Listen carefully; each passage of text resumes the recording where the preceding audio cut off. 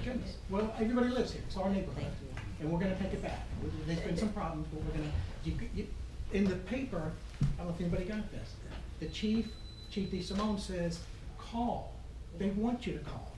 The ladies and gentlemen are riding around all day long. They want you to call. They want to come into the neighborhood. And if you think about it, the more calls in our neighborhood, the more statistically they're going to be paying attention to us, the officers. They can spend more time in there, which is just perfect sense. Okay? Okay. A little bit about the breakdowns, please. A little bit about Sandy Springs PD. Yes. Thank you for having me here. So my name is Brandon Godfrey. I've been in law enforcement. This is my 8th year. Started in Savannah, Chatham PD. Anybody from Savannah by chance? No? That's where I started, and I was fortunate enough here to get hired on with Sandy Springs in March of 2012. So going on 5 years now, time goes quickly. I am the North District Community Affairs Officer. Here at Sandy Springs, I spent the last few years before this year on our street crimes unit, which is a plainclothes investigative unit that investigates burglaries, robberies, and entering autos.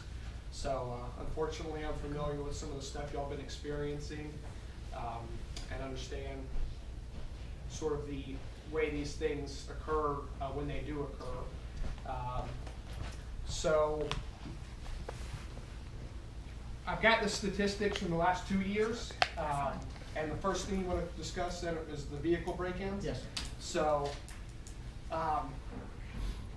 one thing when it comes to securing your vehicle and thefts from vehicles, a lot of them in this area and throughout Sandy Springs, this year we've had a spike here, Brookhaven, Dunwoody, virtually the entire North Metro area. And more often than not, it's been juveniles using stolen vehicles. So that's what's occurred.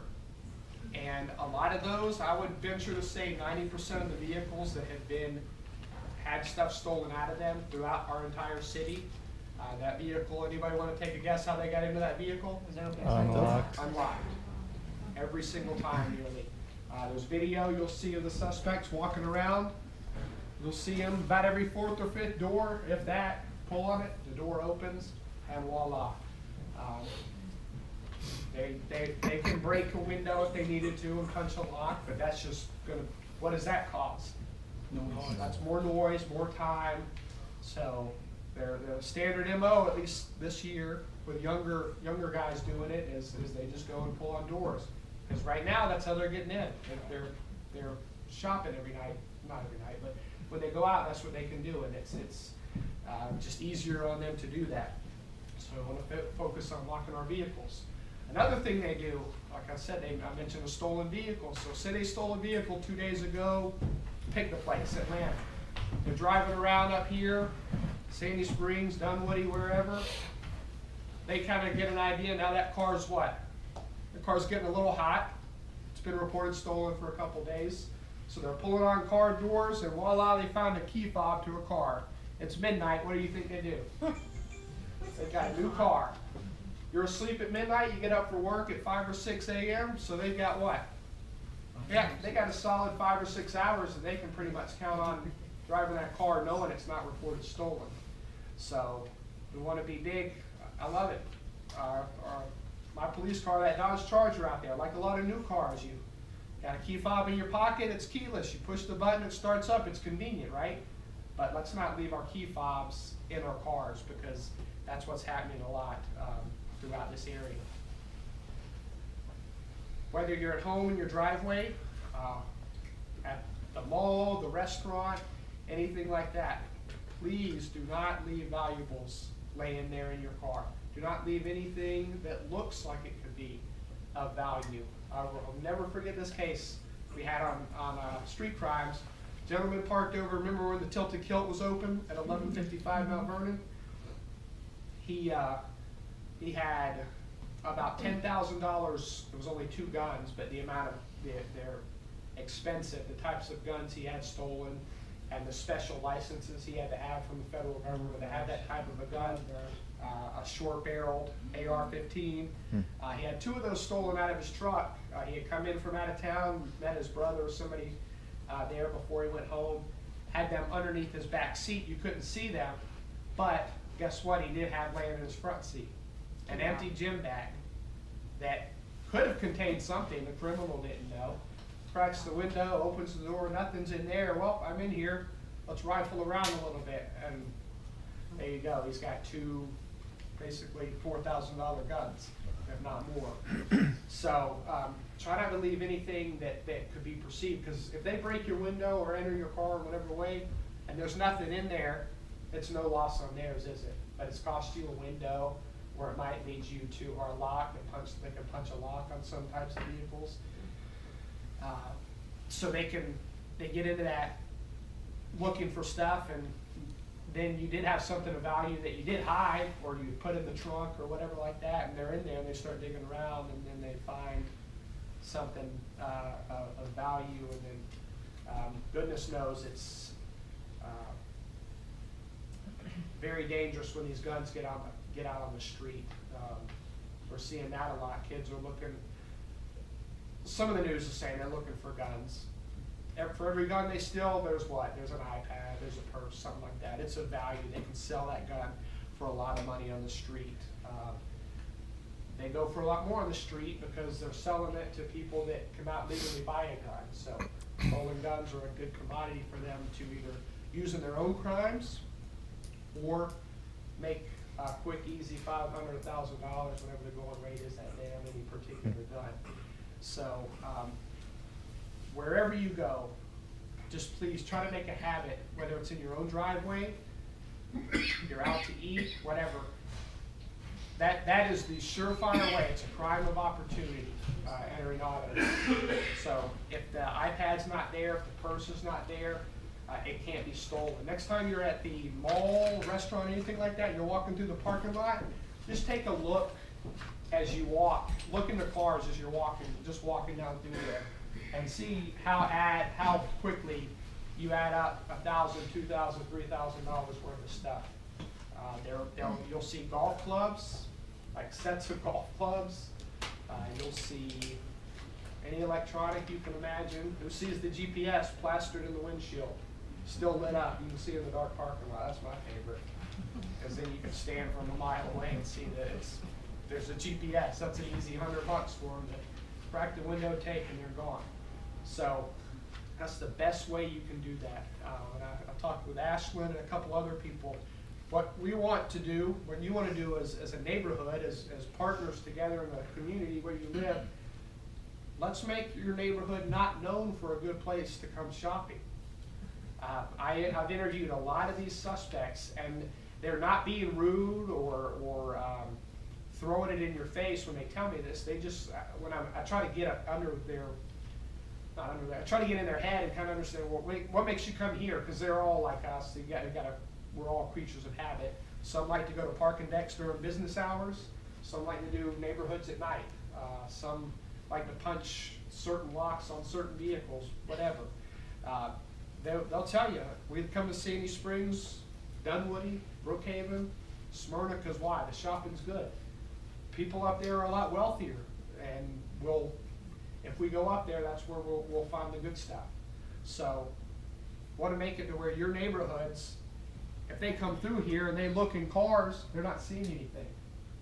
Don't be, hey, let's go over there. Let's run down Spalding and Brandon Mill. But it's always a good lick over there. Does everybody understand that? So what I'm trying to is try to make ourselves not a spot to be thought of well in that regard. Okay, two things. Yes, sir. How can we increase your rate of catching them? Yes, Can we sir. assist you? Yep. And then when you do catch them, are they really getting punished? Are they getting slapped on the wrist and they're on the, because they may be juveniles? Yep, so two things. Catching them is a needle in a haystack. It's very difficult. We've had some neighbors call when they've seen stuff, and that's obviously if you see somebody breaking into a car, I want you to call 911 immediately, and any best description, direction of travel, anything like that you can get. Clothing, that's going to help us because we flood into an area, just like we did last month. They were down in Sunnybrook. Gentleman down there, his truck had been broken into. Anybody know about that one? His truck had been broken into just before that, and he put out some cans and fishing line, and they knocked it over and they hurt him. Well, the good thing about that case, so that crew, we have now tied to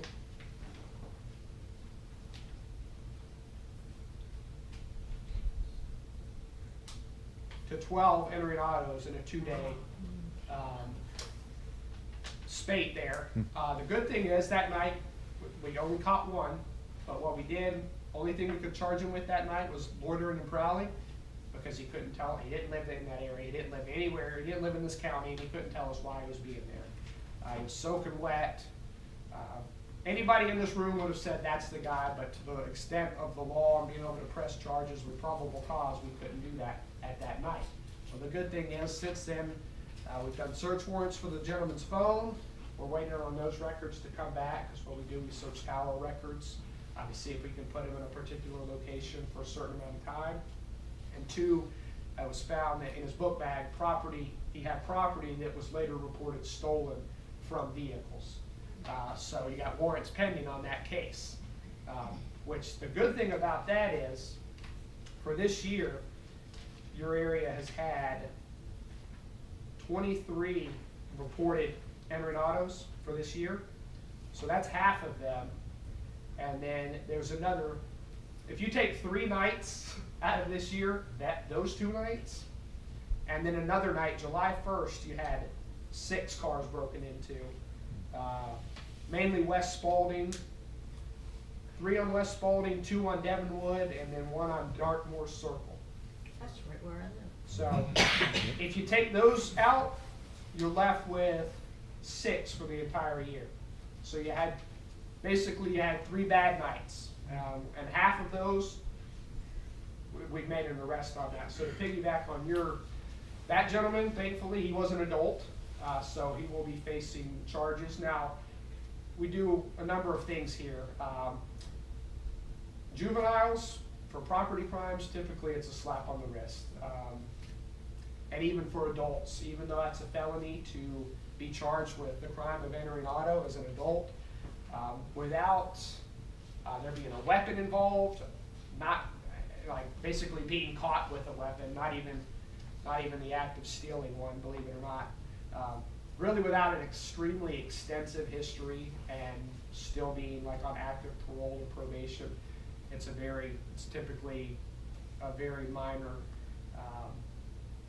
jail sentence, if at all. They may spend 2 weeks there waiting for the hearing and get credit for time served. What has occurred sometimes though in Sandy Springs, our city passed a city ordinance for entering auto. And what we do with that is if somebody has already has a felony conviction on their record, they're already a convicted felon, and their fingerprints are on file with GCIC and NCI, with the national and state databases, it's a case-by-case basis. We may charge them using a city ordinance, which can get them up to either 6 months for every entering auto in jail, or up to a total of 18 months. Do they care about going to jail? Is it something that? Well, they do, and the cases where we brought them in and they're kind of laughing, smoking and joking with their report because they think they're going to get time served or whatever, and then the judge says, well, you're going to whatever jail we're using at the time for the next 6 months or 12 months. Yes, I mean these aren't for the most part hardened criminals. These are younger individuals that are doing property crimes. So that kind of time does very much affect them. And I've had said to me exactly what I want to hear. I'm not going back to Sandy Springs. I've had them say that to me. Y'all leave me alone. Quit talking to me. I'm never coming back here. That type of thing. So, and I apologize if maybe this is repetitive since we came in a few minutes late, No. but what's being done to figure out who seems to be targeting the homes in the area? Because according to, what I found on like our social media, crime reports only go back to September or maybe even July actually. There are 9 break-ins since January. We were 1. Okay. And 2 other people have basically the same situation that we do. They went in and took small valuables, and they went in the same way where it's sort of undetected. They closed the window back, they went back out the front door. Okay. They seem to be professionals about it because they're doing the same exact thing. They go to the master bedroom and then they leave. They don't take big things, they don't ransack the house, blah, blah. It seems sort of like it's a pattern. Yes. So are there other, burglaries that are similar to other cities that are being compared to this, or how is that, how are you trying to catch this person or this group that seems to keep coming back? I'll get to that in just a minute. We're trying to cover just like vehicle break-ins, and Okay. then we'll talk about that, absolutely. As far as vehicle break-ins, are there any questions as far as? Is it a good idea to clean out our garage and put the vehicles indoors? Yes, so I've got a sheet, I've got a sheet that's 10 tips. That's unreasonable. Nobody can expect that. Yeah. That lists 10 tips for how to prevent your car from being broken into. It's common sense stuff, but it's things that as we go through our daily life, we kind of let slide. If a vehicle can go in a garage, please put it in a garage. But doesn't that show though that, hey, nobody's home maybe, they can't see in the garage, can't see the car there, hey, nobody knows that we're gonna go on homes? I'll get to that. I'll get to that. And especially at night, which is when your 99.9% of your entering autos that occur in a residential setting in a neighborhood occur at night. Daytime break-ins occur in crowded parking lots, commercial areas, parking decks, that type of stuff. But you never get anybody walking through a neighborhood doing that during the daytime. They're gonna come here at night to do that. So at night, which is when your residential burglaries typically 99% of the time do not occur. They occur during the daytime. So daytime, I'm fine. Having your car out there in the driveway showing somebody's home, that is fine. But at night, when we're trying to, our concern is not burglaries, because that's not when residential burglaries typically ever occur. Entering autos do occur at night in a residential setting. Absolutely, get it into your garage. Then it's not, if they can't get to it, I mean, I know it's common sense, if they can't get to it, they can't break into it. And please lock your vehicles and do not leave your keys with it, because we're getting that's a common practice across this whole area, is they'll come in on Sunnybrook. That's what happened. They were going to steal another car last month because we found their other one abandoned. They ditched it on one end and started walking. So that's what they were going to do. That car had been stolen for 3 days from a valet lot, and it's probably getting a little uncomfortable to be driving that. So they're going to start walking and eventually find one with a key in it somewhere. So just try to remember that when it comes to your vehicles. But above all, don't leave your stuff in there, whether you're here at home or out at work or with your family. Down at Tech, they told us don't even leave a jacket. Don't leave anything. Is that true out here too? Don't leave anything. Coats. Zero. Do not leave anything in there. Holidays coming up. Who here likes to go to a store, push the cart out, put the trunk up, throw all the $500 of goodies in the back, close the trunk, and what do? Go back in. Go back in. Well, guess what criminals do? Absolutely, 100%. They sit there and look for that. That happens every single year somewhere. So with the holidays coming up, be mindful of that. Even if you got to throw it in your car and you absolutely can't go home, drive. I know it's a pain, but to save yourself the heartache, drive around the property, go somewhere else and park. Don't let somebody, please, for the love of goodness, don't let somebody see you push the cart out there and go back in. You said you have a list of like the top 10. How will that be circulated to us? I've got copies to hand to y'all, and if there's not enough here, I can email it out too. But I brought 50 copies. And John will make an electronic copy and send it out. Oh, yes, you know, I can do that. Yep. I got one things you can look at for your home. We'll talk about, and then also for your vehicle stuff. A suspect has been apprehended, tied to 12 break-ins entering an auto. Yes, sir. Is there an option for the victim to go directly after the apprehended person for damages to their property or protect their damages? That's a civil case, you would have to file, absolutely, you would file that. And you can file that against juvenile as well? That, I'm not sure how that works against the juvenile, but this gentleman here is 21 years old, and you're an adult by the law at 17. I know You that could- sounds funny, because you you're could not sue him. really, but by the law you are. I do civil law, I mean, you could sue Yeah. them, but you're, you know, the practical matter is you're not gonna get anything, it'd be a waste of And what kind of resources is he gonna have? They don't have insurance to cover them stealing things, and, you know, then they don't have anything, that's why they're stealing stuff, so it's just, you know, I hear you, but it's probably hopeless. Yes, ma'am. Are they casing our neighborhood? Are people casing our neighborhood? As far One of as, the bad guys. Casey Walking Miller. around. Yeah, I mean, Back in there, pretending to be during on the- the phone. that I don't know. We've seen a couple of people just It walking very well around. could. Did y'all call police? We're gonna get into that. Gonna get into that. You need to be particularly careful between Christmas and New Year's. I live on River North Drive, and Yes, sir. to keep your garage door locked and your car in the garage and locked, and they went through several houses and stole golf clubs, Christmas presents, They get it in the guns. garage or something? Yeah, got them in the garage, and half the houses on, this was about 10 years ago. Yeah. Half the houses on that street between Christmas and New Year's, Yeah. they got Christmas presents and, got a Residential laptop out of burglaries my car, typically and- go up around the holidays. Yeah. We get a little bump in the summer. Anybody wanna guess why? Warm weather. Kids are out of school, so they go kicking doors. I didn't do that on vacation. I don't know why, some do, but so you get a bump in the summer, May and June, and then absolutely spike in both entering autos, mainly around the shopping centers, and then residential burglaries, because criminals, they know people are spending money, and there's lots of goodies out there. And then after Christmas, they do it. Anybody want to take a guess what they look for when they do that? Christmas gifts. The boxes. Boxes, Yeah. advertising, you get that sweet new 800-inch flat screen hanging on the side of your house.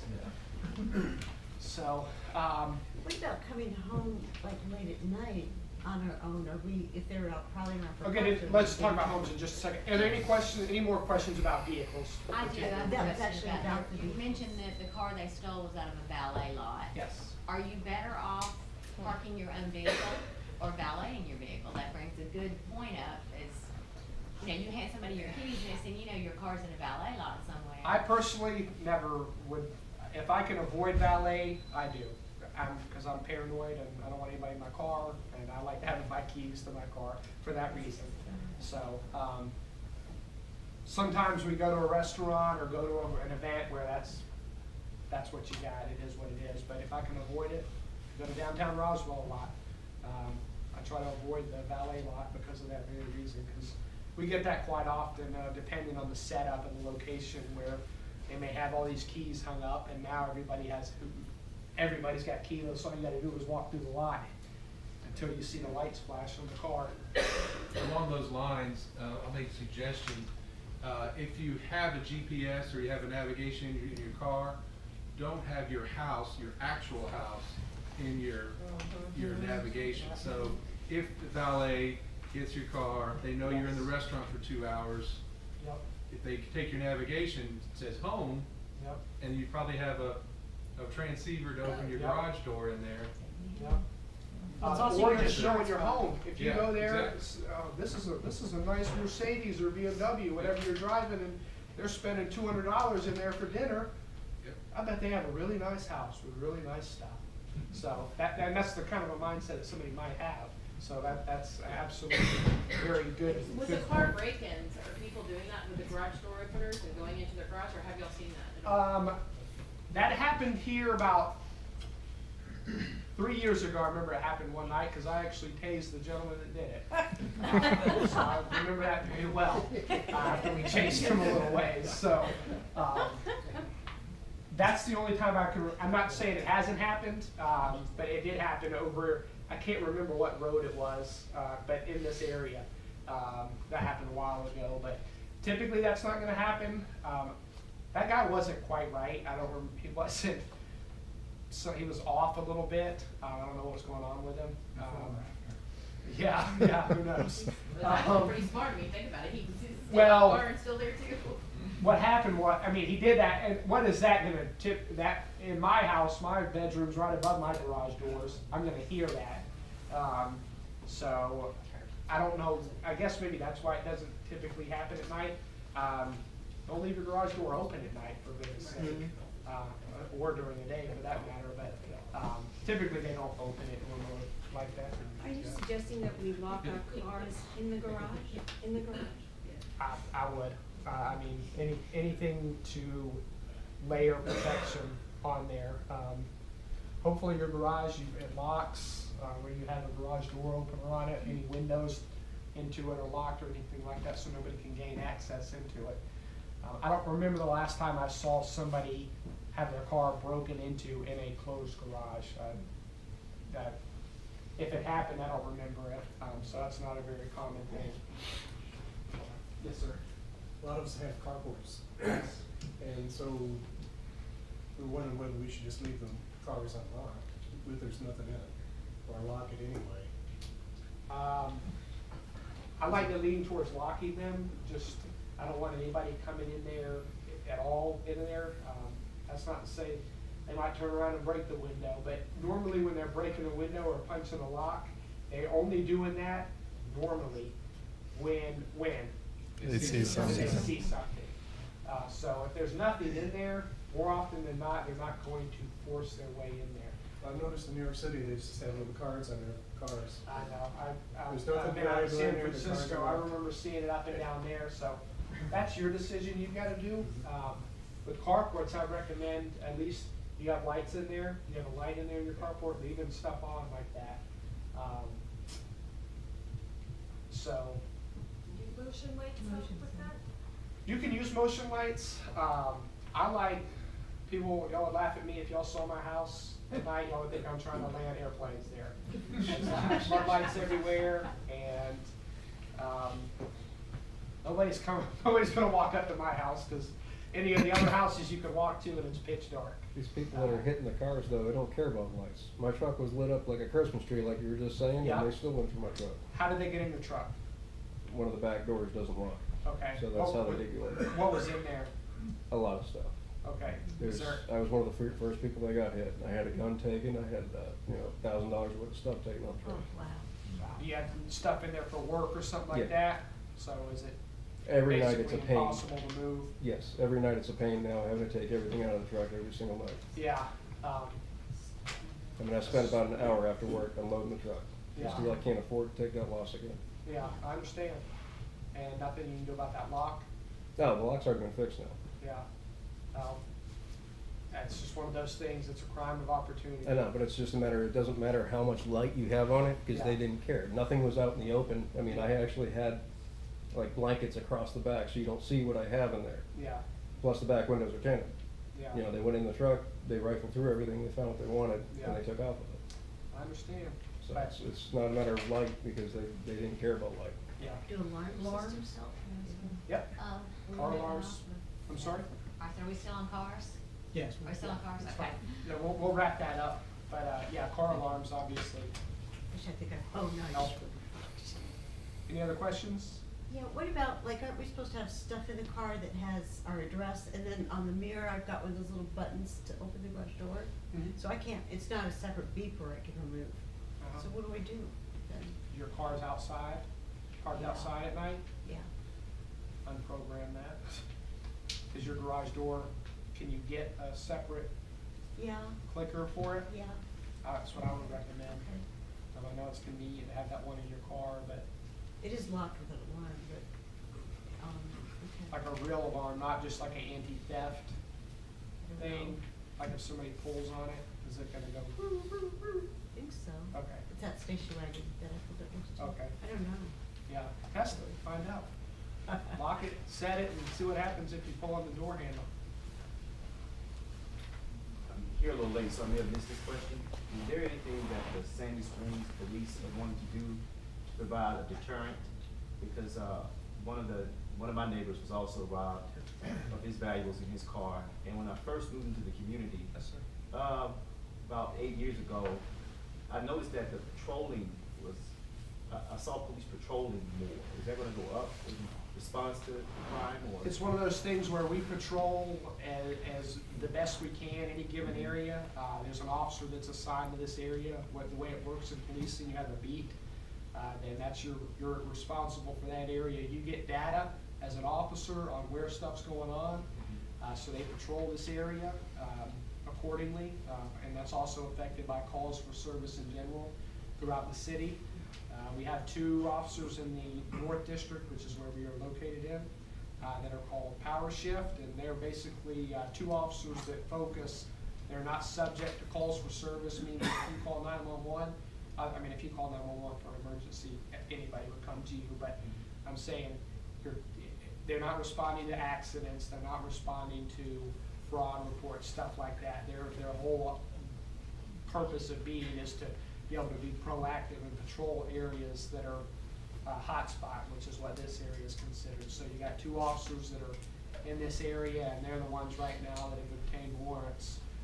You had last month, you had 2 nights where you had 6 or 7 vehicle break-ins, and their subject was arrested that night, charged with loitering and prowling that night, because you couldn't link him yet to the entering auto, but he's since been linked, and charges are pending on him at that point. So that's what's going on as far as policing in this area. And community neighborhood watches. Yes. Is that something that you would help people in the community organize? Absolutely, yes. That's what this is all about? That's what this is about, yes, sir. Okay, Yeah. okay. After, I'll fill you in. I'm John. Should we talk about burglaries? Yep, absolutely. Will you tell the difference between burglary and robbery? Yeah, so, sometimes we, Can you also distinguish between whether they were burglaries or people were actually in the house when they broke in? they're all defined as a burglary. Okay. I know we've had home invasion robbery. Yes, we have. So And we what had happened people with injured. those? People were injured? One neighbor was pistol whipped. Okay. One was in the shower when they came in, and subsequently they ran out when they realized that she was in there. Absolutely. So we typically use the terms burglary and robbery interchangeably, but robbery is of a person or a business, like somebody runs into a bank, convenience store, robs with a gun, threaten the use of a gun, or intimidation, whatever, to take money, valuables. When we say burglary, that can be commercial or residential, but that's going into an unoccupied building where commercial burglaries occur at night when the businesses are closed, and residential burglaries occur during the daytime when people are typically gone or at work or anything like that. So that's what occurs with that. And when home invasion, so sometimes you might have something where it's called a home invasion, where somebody is going in, a suspect is going into that home targeting, for the sole purpose of targeting that person. More often than not, anybody want to guess what that's related, what that has to deal with? Right. Yes. That's a targeted, where they're going in because they know drugs or money related to that type of stuff is there. What can happen with burglaries is, and this is why we brought up the good point of letting people know you're at home. If you're not involved in selling drugs and running illegal guns, you're most likely not a target for somebody for a home invasion. What was that the case about the person? That I'm not. I think probably just a surprise. I don't think they wanted somebody to be there when they got there. Yeah. They were, and they got. So you meant, I know of the lady that was in the shower. Was there a card? I mean, could you see a card? Does anybody know? I have the case number, the one that she's talking about too. It's on September 12th. No, the details. Of the pistol whipping? Yeah. Okay. Do you know any of the details with that? No, it was in Raleigh Square, Okay. which is down, not that far away from us. Yeah. I don't have the time or anything like that, but the particular homeowner was pistol whipped. Okay. That was according to the case, with the case number that they provided. I'll look into that and let you know. As far as being home, if you're home during business hours during the daytime, some things to think about. If I don't advise if somebody knocks on your door to ignore them or make it look like nobody's home. You can, I'm not saying open the door, you don't have to do that, just tell the person you're not interested in whatever they're there for. You're not interested in giving directions, you're not interested in buying whatever it is they've got, anything like that. But more often than not, they're not looking to go into a home or something, they're looking for a vacant home. They're gonna knock on several doors, that type of thing. So cars in the driveway, somebody asked, I got an email from a lady asking me about, so I'm sure she's gonna be able to make the meeting, about leaving the garage door open during the daytime. I don't recommend that because why? What could happen to that? You just grab something. Yeah. Steal out of there, and then typically that door leading into the house is very, oftentimes not secure or weak. So don't give a weak point to your home for somebody to enter. And during the warm months, thieves like to target landscaping crews, because they'll have thousands of dollars of lawn equipment out and about. And while they're out doing that, sometimes they'll go into people's open garages and steal their leaf blowers and weed eaters, stuff like that. So when these people come in, are they usually like parking down the street? Because obviously if they're stealing stuff, they're gonna have a load with them. They're not running away and going to catch MARTA. They have a car parked somewhere, correct? I mean. Yes, yeah, in this type of an area, they would be driving a car more often than not, whether they were just stealing jewelry or, we had one earlier this year in a home that did not have an alarm. They were probably in there for 2 hours because they loaded up a 500-pound safe and carted that off. So they would have had a van up there, and they were probably there. There's no telling how long they were there. And when you sat in the driveway where the person could have parked, there would have been nobody, no neighbors. The way the landscaping was, tall bushes and all this type of stuff, they could have been parked up in that carport all day, loading stuff up. Nobody would have seen. Most of the time, if you saw people loading stuff into from your neighbor's house into a white van, you would call. But where they were parked, it was really difficult for anybody to see.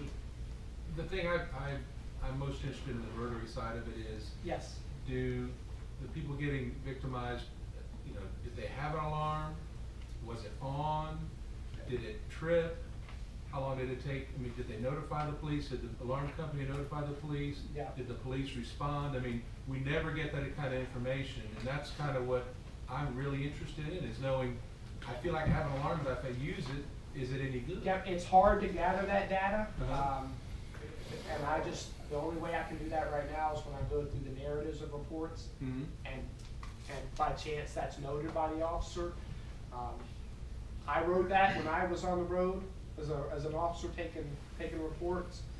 That's a specific detail to me because, again, I mentioned criminals have habits just like we all do with our own daily lives.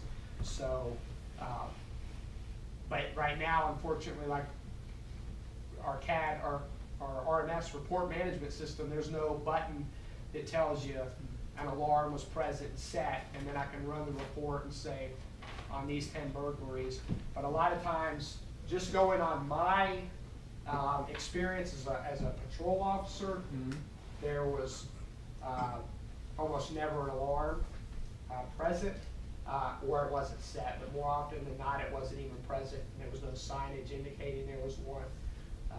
Just looking again at my experience of being on the road, dogs and alarms are extremely large mitigating factors in preventing burglaries at homes. Officer or a large water bowl. Comment to make about that. Yes.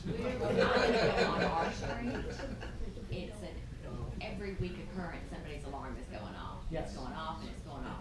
Okay. That alarm, having it is one thing. Yep. But if you don't have it monitored so that the police are called, yep.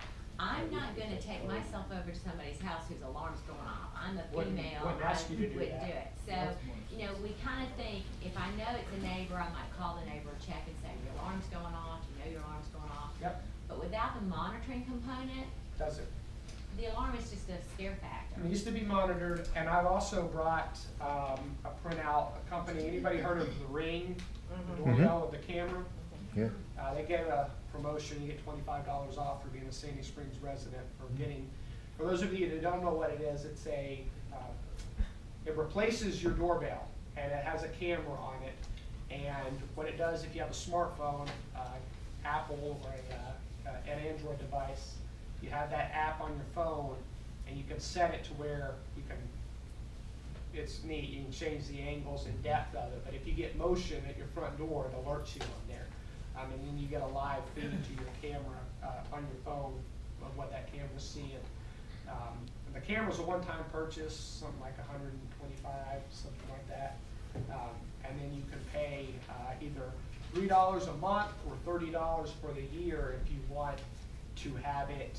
What will happen is every video is recorded and to a cloud, and then it's available for you to access. So you Will don't you have to have that to have it work. Will you provide us with the information of the discount too? Yeah, I've got the little, it's got a little code on there that you can punch in and use that for that.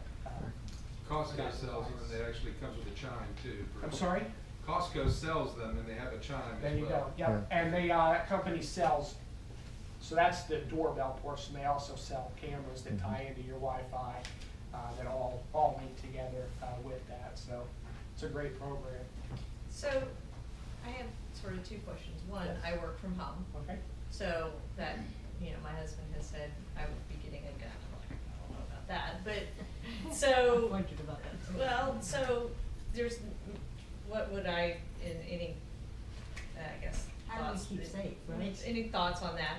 And I have two teenage daughters that are frequently at home alone, because they're teenagers, I mean. Absolutely. And sometimes there's a car there, sometimes there's not. Yeah. Sometimes it's at night, sometimes it's during the day. Yeah. So, You got another? I got a dog that will come out and greet you. And open the door. And open it, yeah. Sometimes she stays inside, sometimes she doesn't. So How old are your daughters? 13 and 16. Okay, so I would just tell them, and you can do the same thing when you're home from work. If somebody comes to the door and you're not expecting them, you don't recognize them, they're not in a mail person or UPS uniform or Right. something like that, I don't recommend pretending you're not there and making it look like nobody's home. Because then you get the situation where somebody comes in to a home and unexpectedly encounters you, and Right. no telling what might happen. So say, hey, I'm not interested, go away, leave now, or I'll call the police, anything like that. Just have them act like they're an adult at Absolutely, home, yeah. saying. Not interested. Go, Not interested. I don't want, whatever it is you got, I don't want it, don't need it, please leave. Right. That's what I would suggest doing that. Do you have, you have got peepholes that they Yeah. can see and Yeah. access and all that? Yeah. That's good. Y'all keep your doors locked at your house, even Yeah. during the day? Mhm. So if Yeah. I came over there on a Saturday at 2 in the afternoon on a beautiful, pretty day, Usually, yeah. Not always, but usually. but I mean, I don't know if you're going in and out, but Yeah. I just gotta make sure we keep those doors locked. No, I grew up with a windows paranoid locked. father, so. There you go. Is there one particular way that they're kind of getting in? Like, are they getting in, are they popping like the a front lock, door are that they they breaking look for? windows? Both they can use, there's been some with unlocked windows, forcing doors. That's why, one thing you can look at, now, the homes here are a little older, so a lot of them are probably better, but, even, I say that, I found some over here. You think your deadbolt's gonna hold the world, right, on your front door? And if you were to look at those screws, and they're nothing, there's nothing there. And that's what holds if somebody tries to kick that door in. So new construction apartments are really notorious for that type of stuff. So you can go and get you a 2-inch, 3-inch screw and put it in those plates where the deadbolts go. And all you got is studs right there. If you ever seen a new home built or under construction, you see how thick those areas around those doors are. Take advantage of that. You can get long screws that will go in and help hold stuff for like that. Also, sliding glass doors can be a target. They can be pretty easy to break. So getting bars that go down that help, not just the one on the bottom, not just putting the pole there, because sometimes people can tear the top track off, but you can get some that just the metal rod that goes down in the center of that, that's sometimes the best way to do that. And on top of that, don't have anybody got large rocks right near a door or a window, anything like that. Don't give that person something easy. Don't provide them with a tool to throw through that window. When you talk about cars, you sort of said, here's the typical MO. Yes, sir. Is there something like that for burglaries? Like, here's a typical scenario? No, it's just some. I mean, it's because there's so many ways to get into a house. Some might kick in the door.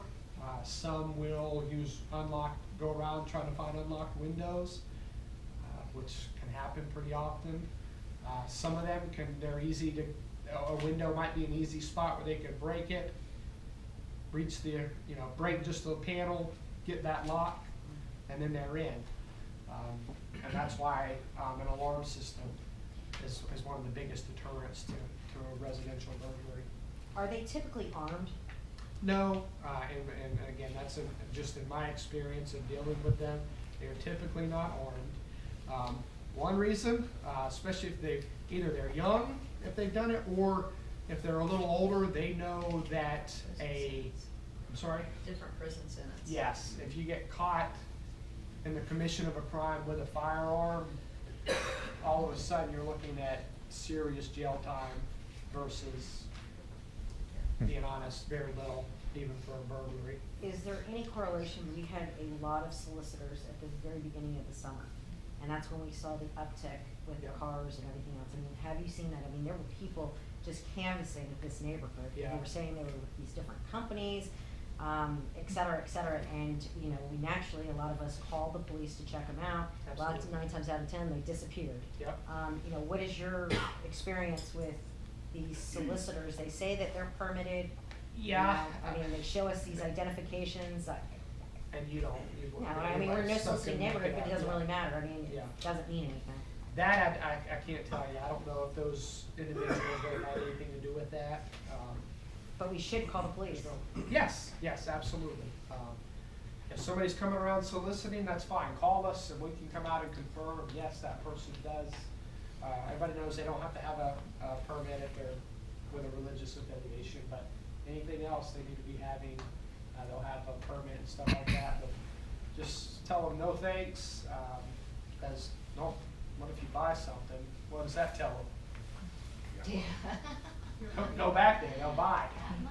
But absolutely, you can call the police for us on that, and we can come out and confirm that that's. On that note, what can we legitimate. do for actual people? I mean, a lot of us have kids or whatever that actually are selling stuff for, whether it be, Powerade for the football team or Girl Scout cookies, whatever it be. What should we do for our kids that actually are going around? For you to be able to do that.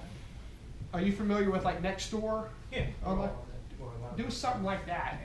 Do it. Let people know. Hey, I want to bring my kids. We're doing my kids Next raising. Saturday afternoon Yeah, from 2 to 4, yeah. we're Do gonna be something. walking. Do something like that with the neighborhood. Let people know. Hey, I'm coming around. We're doing this, doing that. I have that type of thing. I'm a long-time Girl Scout leader, and I always told my girls to go in their uniform. Yeah.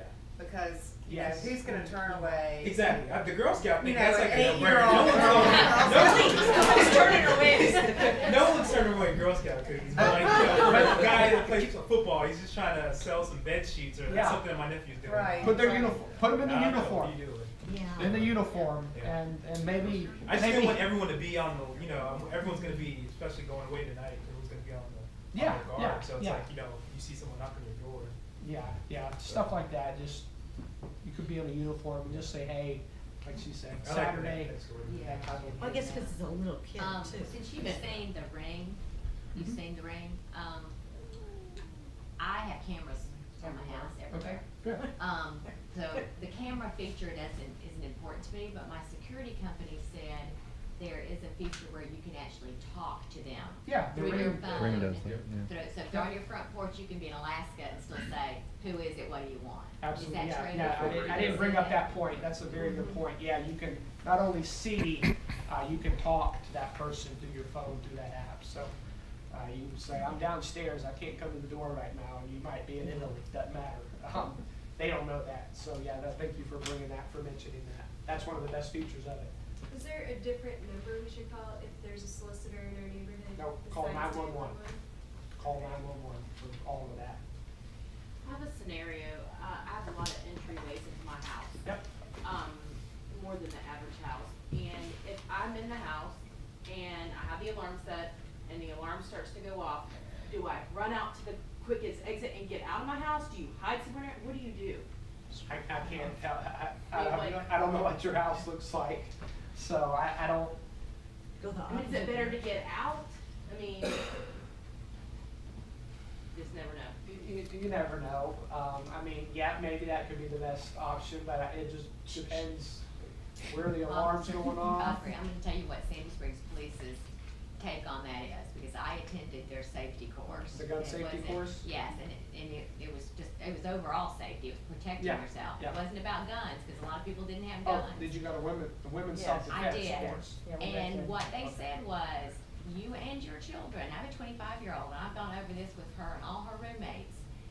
You need to know everywhere that you could be in that house if somebody kicked the door in, kicked the window in, how you're gonna get out of that house.